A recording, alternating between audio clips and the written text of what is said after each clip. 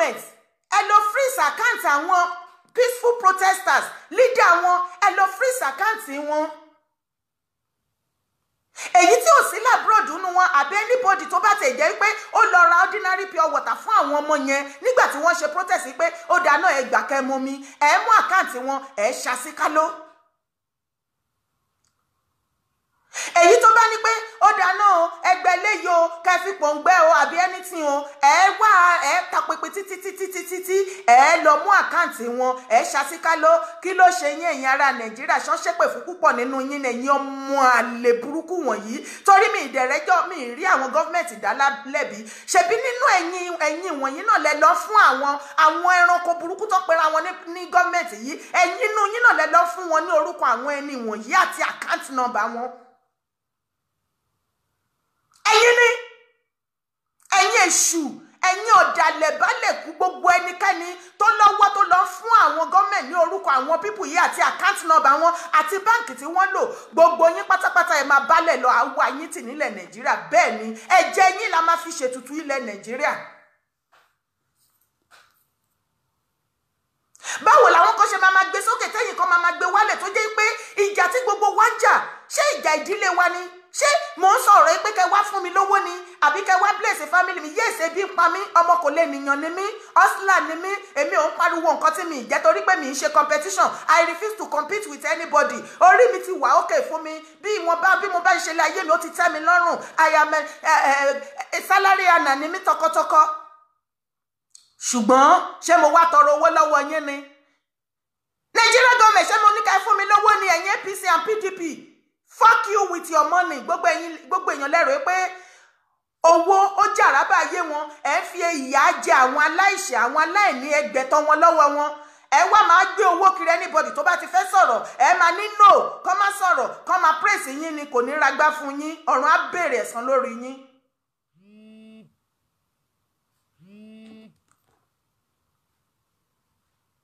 ọ̀run á bèrè ẹ̀san ìkànnì yín ẹ jẹ́ kí tó fẹ́ travel kó lọ sí traveling ẹ tún freeze account wọn ìgbà tẹ́ tún máa wá ṣe paríparí ẹ̀.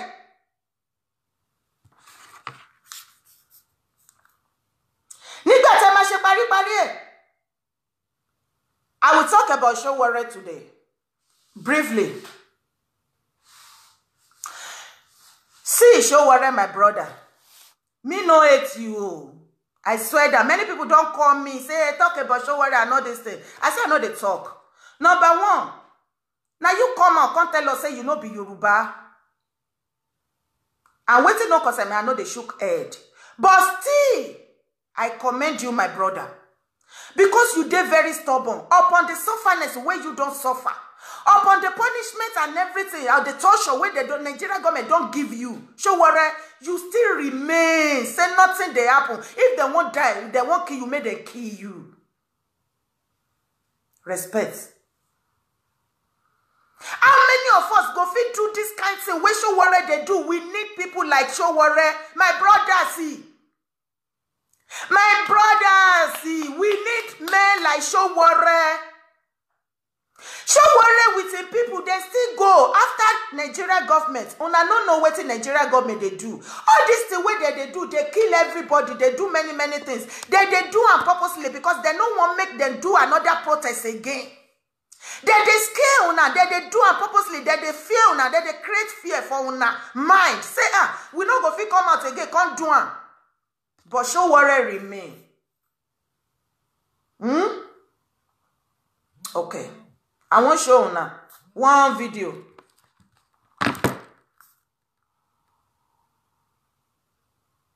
If you visit my page, this one don't start now.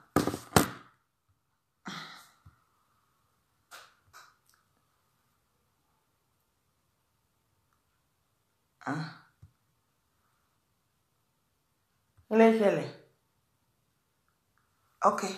Tí o bá tó bá kò tó bá load ìwọ ló demo. Àwọn tí wọ́n tẹ̀lé Sowore tí wọ́n lọ protest, full protest, peaceful one ní Abuja. Nigeria government ojú ò tì yín.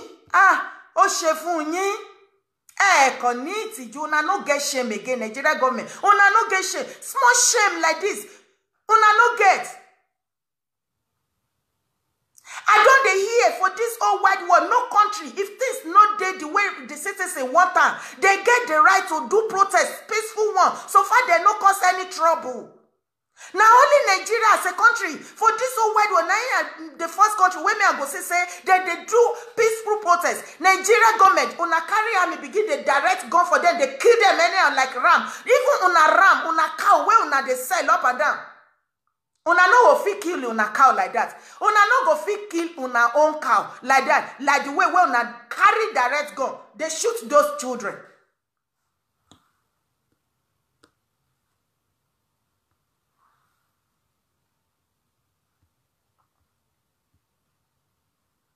These people now, they go do peaceful protest again. As usual.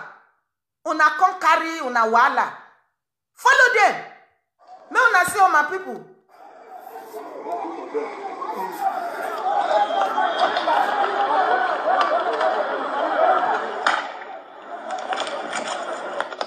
Our bill was denied.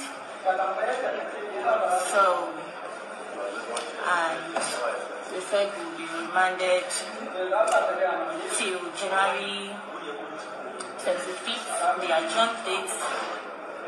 This is Nigeria. We did not do anything. I went there to cover the event, and this guy is here.